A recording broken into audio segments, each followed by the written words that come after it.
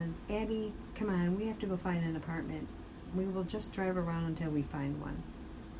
Across town near the drive, closer and closer to the Norfolk base, all day for hours, getting tired and bored, they were about to give up when suddenly on Granby Street there was a sign in front of a brick home, apartment for rent. Preston says, look there, a sign. I'm going up to the door. Abby thinking, thank God. We will wait in the car.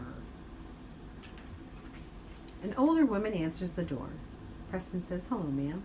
I'm in the military and I just moved my family down. We really need an apartment. We just got out of a roach-infested place and we shook all our belongings out, so they definitely are clean. Alice, the landlord, said, okay, I will show you the apartment. You will have to shake all your stuff out once more on the sidewalk, just to be sure. My husband is old and has cancer. I can't afford to spray for roaches here. I post the sign on the lawn to keep the interest of only those who are really seeking for a place to live. Yes, ma'am, I understand. Come on, Abby, let's go see.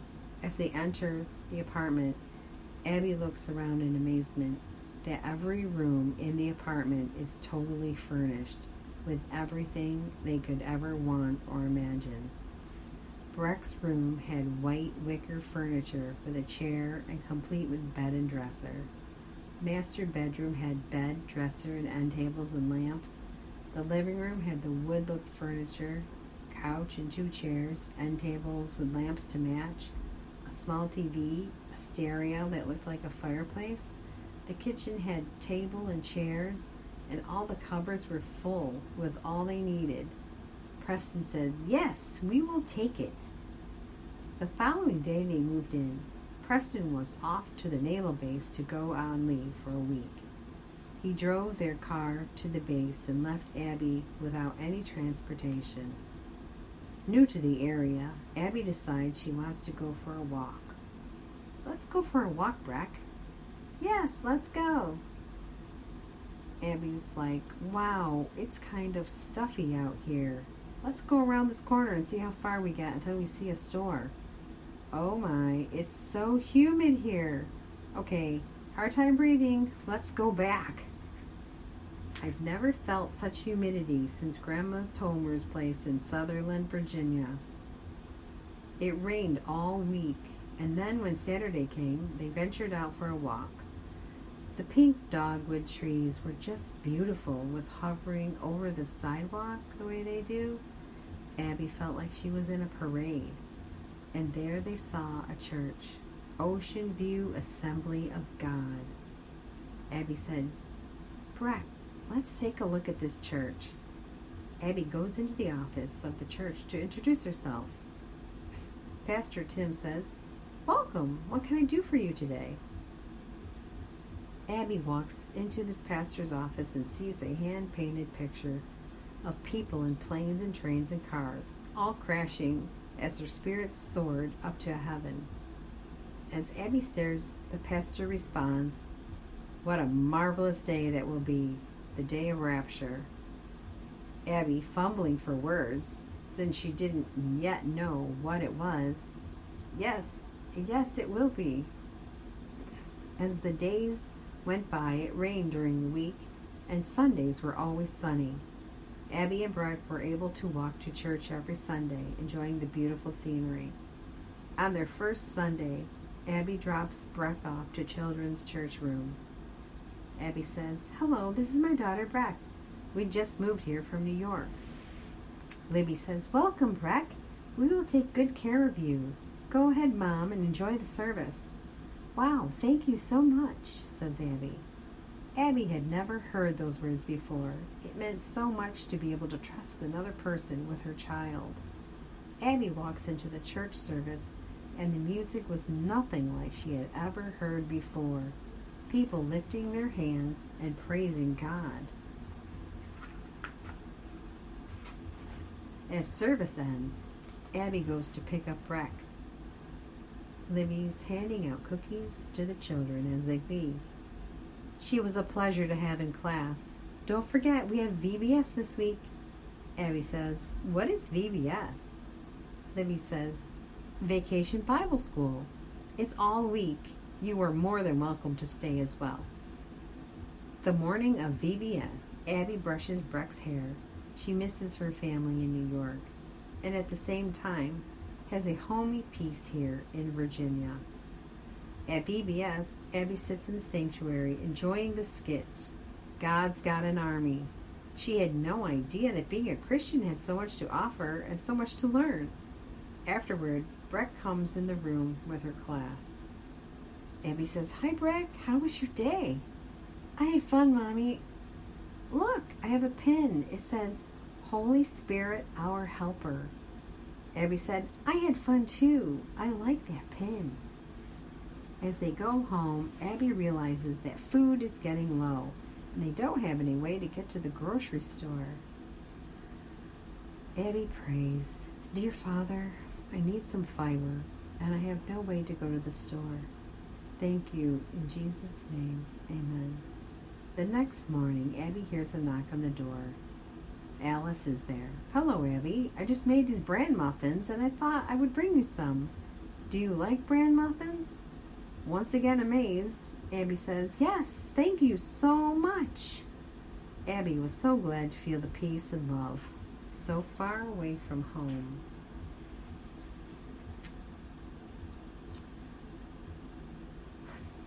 Abby stops remembering, and she heard a knock on the door. It's Charles. He's got a big smile. "Hey, Abby, let's go early. The lines get long on Saturday." "I'm coming." "Great, it's a beautiful day." As they drive, Abby is so thrilled that Charles has taken an interest in her life. Charles has this way of looking into her eyes and connecting to her soul. "I was thinking, Abby, if you like, I can move in and help you out with the kids." Charles was like a dream come true. He tucked the children into bed, and Abby too. She would look out into the dining room from her bed and see Charles folding laundry and listening to his music. She was shocked. She had never seen a man do that before. Even though it was late, she still heard from Caroline. Hearing a whisper saying her name, she jumps up to look, and no one is there. Caroline says, "Abby, have you considered going back to church yet?" Abby says, "Oh, Caroline, it's you." "Yes, I have. I did go once already. I'm just not ready yet." The next morning, Charles says, "Would you like eggs for breakfast?" Charles turns on the stereo they picked out yesterday and plays her favorite music. "Yes, that sounds awesome, thank you." Abby gets up to find a napkin folded by the coffee maker with a spoon and her favorite coffee mug with the coffee already made. Whoa, did a fairy come here last night? And it was like that every day. Charles would wash and fold the laundry, make her coffee, do the grocery shopping, and cook dinner. The next weekend, Abby had all to herself, and she lay in bed. Suddenly, a light appeared in the dining room. The computer screen came on by itself. She shouted, "This is my house!" And Caroline says, "Abby, are you okay?" Abby says, "Yeah, I'm okay. I had to turn that computer off again." Charles texts Abby, "I'm leaving my parents' house now. I can come over if you like. I'm tired of all the people in this world always thinking about money and politics." "Yes, that would be perfect. Door is open." As Charles and Abby lay next to each other in their clothes, they talk about their lives and how just having someone near was soothing, sharing secrets and making plans for the weekend coming up to see a concert. The next day, Abby looks out the window and saw Jake on his smoke break. She smiles and looks over to see Charles come in the room. Closing the curtain, Charles says, "I see how Jake looks at you." "Really? Like what?" "Like he wants to be with you." "What? No way. Seriously?" Charles says, "Yeah.